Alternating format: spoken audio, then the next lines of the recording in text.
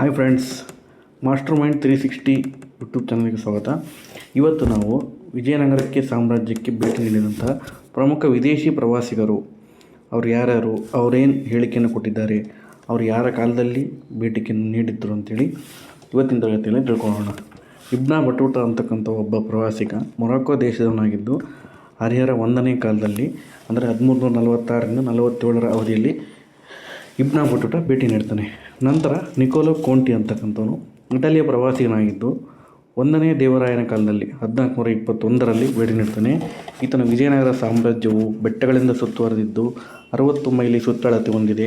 ಸುಮಾರು 90,000 ಜನ ಸೈನಿಕರಿದ್ದಾರೆ ಅಂತ ಇಲ್ಲಿ ಹೇಳ್ತಾನೆ. ನೆಕ್ಸ್ಟು ಅಬ್ದುಲ್ ರಜಾಕ್ ಪರ್ಷಿಯಾ ದೇಶದ ರಾಯಭಾರಿ 2ನೇ ದೇವರಾಯನ ಕಾಲದಲ್ಲಿ ಭೇಟಿ ನೀಡ್ತಾನೆ. 1443ರಲ್ಲಿ 2ನೇ ದೇವರಾಯನಿಗೆ ಗಜಬೇಂಟೆಕಾರ, ಪ್ರೌಢದೇವರಾಯ ಅಂತೇಳಿ ಮುಂತಾದ ಹೆಸರುಗಳಿಂದ ಸಹ ನಾವು ಕರಿತೀವಿ. ನೆಕ್ಸ್ಟು ಈತ ಒಂದು ಹೇಳಿಕೆ ಕೇಳ್ತಾನೆ. ಏನು ಹೇಳ್ತಾನಪ್ಪ ಅಂದರೆ, ಅಬ್ದುಲ್ ರಜಾಕ್ ಈ ಭೂಮಿಯ ಮೇಲೆ ವಿಜಯನಗರದಂತಹ ಪಟ್ಟಣವನ್ನು ಕಣ್ಣುಗಳು ನೋಡಿಲ್ಲ, ಕಿವಿಗಳು ಕೇಳಿಲ್ಲ. ನಗರವು 7 ಸುತ್ತಿನ ಕೋಟೆಯಿಂದ ಸುತ್ತುವರೆದಿದ್ದು ಅಂತ ತನ್ನ ವಾಕ್ಯವನ್ನು ನೀಡ್ತಾನೆ. ನೆಕ್ಸ್ಟು ರಷ್ಯಾ ದೇಶದ ಪ್ರವಾಸಿಗ ನಿಕೋಟಿನ್ ಅಂತ 1470ರಲ್ಲಿ ಬಹುಮನಿ ಸಾಮ್ರಾಜ್ಯಕ್ಕೆ ಭೇಟಿ ನೀಡ್ತಾನೆ.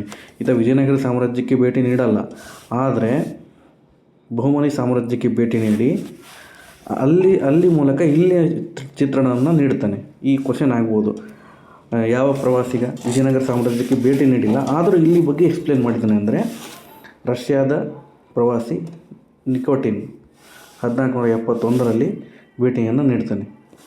ನೆಕ್ಸ್ಟು ಬಾರ್ಬೋಸಾ ಪೋರ್ಚುಗೀಸ್ ಪ್ರವಾಸಿಯಾಗಿದ್ದು ಈತನು 1514ರಲ್ಲಿ ಕೃಷ್ಣದೇವರಾಯನ ಆಸ್ಥಾನಕ್ಕೆ ಭೇಟಿ ನೀಡ್ತಾನೆ. ಈತ ಹಂಪಿ ಮಾರುಕಟ್ಟೆಯನ್ನು ಕುರಿತು ಹೇಳ್ತಾನೆ. ನಾವೆಲ್ಲ ಕೇಳಿರ್ತೀವಿ ಹಂಪಿಯಲ್ಲಿ ಮುತ್ತು ರತ್ನಗಳನ್ನು ಬಳ್ಳದಲ್ಲಿ ಅಳೆಯುತ್ತಿದ್ರು ಅಂತ. ಅದನ್ನು ಹಂಪೆಯು ಮಾರುಕಟ್ಟೆಯು ಮುತ್ತು, ವಜ್ರ, ರೇಷ್ಮೆ ಮುಂತಾದ ವಸ್ತುಗಳ ಮಾರಾಟ ಕೇಂದ್ರವಾಗಿತ್ತು ಅಂತ ಹೇಳ್ದ. ಮತ್ತು ಕೇಂದ್ರ ಸಭಾಭವನದಲ್ಲಿ ರಾಜನು ಮಂತ್ರಿಗಳೊಡನೆ ಆಪ್ತ ಸಮಾಲೋಚನೆ ಮಾಡುತ್ತಿದ್ದ ಅಂತೇಳಿ ಬಾರ್ಬೋಸಾ ಹೇಳ್ತಾರೆ. ಈ ಕ್ವಶನ್ಸ್ ಕೇಳ್ಬೋದು. ಹಂಪಿಯ ಮಾರುಕಟ್ಟೆಯು ಮುತ್ತು, ವಜ್ರ, ರೇಷ್ಮೆ ಮುಂತಾದ ಒಳಗಿಂದ ಮಾರಾಟ ಮಾಡಲ್ಪಡುವ ಮಾರಾಟ ಕೇಂದ್ರ ಅಂತ ಹೇಳಿದರೆ ಯಾರಂದರೆ ಪೋರ್ಚುಗೀಸರ ಪ್ರವಾಸಿಗ ಬಾರ್ಬೋಸ್. ನೆನ್ಪಿಟ್ಕೋಬೇಕು ಫ್ರೆಂಡ್ಸ್. ಮತ್ತು ಇದು ಇನ್ನೊಂದು ಹೇಳಿ ಕೇಳ್ತಾನೆ, ಪ್ರತಿಯೊಬ್ಬ ಮನುಷ್ಯ ಕ್ರೈಸ್ತನೇ ಆಗಿರಲಿ, ಯಹೂದಿಯೇ ಆಗಿರಲಿ, ಮುಸ್ಲಿಮನೇ ಆಗಿರಲಿ, ಹಿಂದುವೇ ಆಗಿರಲಿ, ಈ ವಿಜಯನಗರ ಸಾಮ್ರಾಜ್ಯದಲ್ಲಿ ಯಾವುದೇ ಕಿರುಕುಳ ಇಲ್ಲದೆ ಧರ್ಮಕ್ಕನುಗುಣವಾಗಿ ಜೀವಿಸಬಹುದು ಎಂಬ ಹೇಳಿಕೆಯನ್ನು ಸಹ ನೀಡ್ತಾನೆ. ನೋಡಿ, ಈ ಕ್ವಶನ್ಸ್ ಕೇಳ್ಬೋದು. ನೆಕ್ಸ್ಟು ಡೊಮಿಂಗೋ ಪಯಾಸ್ 4 ಎಕ್ಸಾಮಲ್ಲಿ ಏನು ಮಾಡಿದ್ದ, ಈ ಕೆಳಗಿನ ಯಾರು ಪೋರ್ಚುಗೀಸ್ ಪ್ರವಾಸಿಗರಾಗಿದ್ದು ಅಂತ ಕೇಳಿದರು. ಈ ಎಲ್ಲ ಆಪ್ಷನ್ಸ್ ಕೊಟ್ಟನು. ಆದರೆ ಯಾರು ಪೋರ್ಚುಗೀಸರಂತ ಕಂಡುಹಿಡಿಯಬೇಕಿತ್ತು. ರಷ್ಯಾದ ನಿಕೋಟಿನ್ ಕೊಟ್ಟಿದ್ದರು, ಪೋರ್ಚುಗೀಸರ ಬಾರ್ಬೋಸ್ ಮತ್ತು ಡೊಮಿಂಗೋ ಪಯಾಸ್ನ ಕೊಟ್ಟಿದ್ದರು. ಡೊಮಿಂಗೋ ಪಯಾಸ್ 1520ರಲ್ಲಿ ಕೃಷ್ಣದೇವರಾಯನ ಕಾಲಕ್ಕೆ ಭೇಟಿ ನೀಡಿದ್ದು, ಕೃಷ್ಣದೇವರಾಯನು ಮಧ್ಯಮ ಎತ್ತರ, ಸುಂದರ ಮುಖ, ಸ್ವಲ್ಪ ದಪ್ಪ ದೇಹ ಪ್ರಕೃತಿಯನ್ನು ಹೊಂದಿದ್ದ ಅಂತೇಳಿ ಹೇಳ್ತಾನೆ. ನೆಕ್ಸ್ಟು ಪರ್ನಿಯೋ ನೀನಿಚ್ ಈತ ಅಚ್ಯುತರಾಯನ ಕಾಲದಲ್ಲಿ 1535ರಲ್ಲಿ ಭೇಟಿ ನೀಡ್ತಾನೆ. ವಿಜಯನಗರ ಸಾಮ್ರಾಜ್ಯಕ್ಕೆ ಪೋರ್ಚುಗೀಸರ ಪ್ರವಾಸಿಯಾಗಿರ್ತಾನೆ.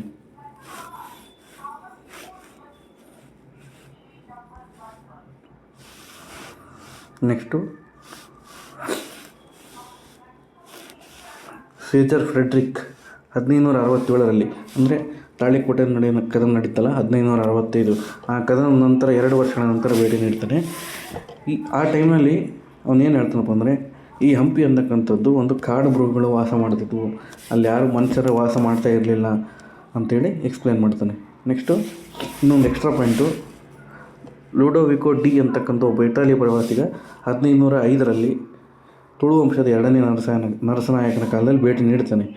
ಇದಿನಷ್ಟು ಪ್ರಾಮುಖ್ಯತೆ ಅಲ್ಲ, ಆದರೂ ಎಕ್ಸಾಮ್ ದೃಷ್ಟಿಯಿಂದ ಆಪ್ಷನ್ಸ್ ಕೊಟ್ಟು ಈ ಕೆಳಗಿನ ಯಾರು ಪ್ರವಾಸಿಗರು ಯಾವ ದೇಶಕ್ಕೆ ಅಂತ ಕೇಳಿದರೆ ಇನ್ನೊಂದು ಸರಿ ನಾವು ನೋಡ್ಕೋಬೋದು.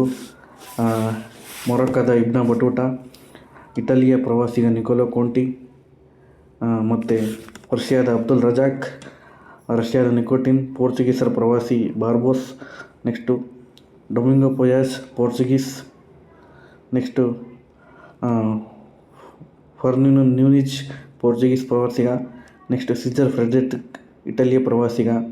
ಈ ರೀತಿಯಾಗಿ ಎಕ್ಸಾಮ್ ದೃಷ್ಟಿಯಿಂದ ನಾವು ಇವತ್ತು ವಿಜಯನಗರ ಸಾಮ್ರಾಜ್ಯದಲ್ಲಿ ಭೇಟಿ ನೀಡಿರತಕ್ಕಂಥ ಪ್ರಮುಖ ವಿದೇಶಿ ಪ್ರವಾಸಿಗರ ಬಗ್ಗೆ ತಿಳ್ಕೊಂಡಿದ್ದೀವಿ.